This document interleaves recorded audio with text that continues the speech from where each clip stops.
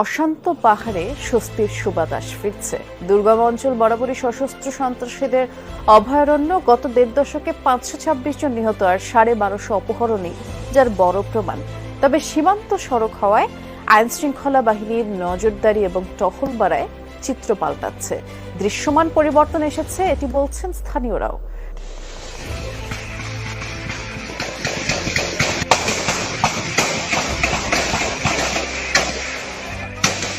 হত্যাকাণ্ড, গোলাগুলি, অপহরণ, মুক্তিপণ আদায়, চাঁদাবাজি সহ সন্ত্রাসী কর্মকাণ্ডে প্রায় অশান্ত হয়ে ওঠে পাহাড়ি জনপদ। আইন শৃঙ্খলা রক্ষাকারী বাহিনীর সাথে সংঘাতে জড়ায় সশস্ত্র সন্ত্রাসী সংগঠনগুলো।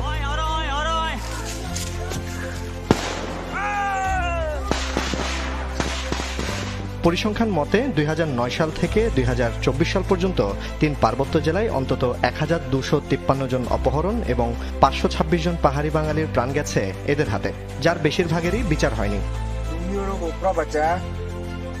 ৩ পার্বত্য জেলার দুর্গম অনেক এলাকা সন্ত্রাসীদের অভয়ারণ্য হিসেবে পরিচিত। যেতে পারত না আইন শৃঙ্খলা রক্ষাকারী বাহিনীও, আতঙ্কে থাকতেন স্থানীয়রা। সেখানেই অনেকটা স্বস্তি ফিরিয়েছে নবনির্মিত সীমান্ত সড়ক। আমরা তো এখন স্বাধীনভাবে চলাফেরা করি, এখানে কোনো ঝামেলা বা কোনো কিছু হয় না। এখানে স্বাধীনভাবে চলাফেরা করি, যেদিকে ইচ্ছে সেদিকে যাই। সেনাবাহিনী আছেন, ওরা আমাদেরকে নিরাপত্তা দিতেছে। তো আগের সাথে আমরা অনেক নিরাপদে আছি এখন।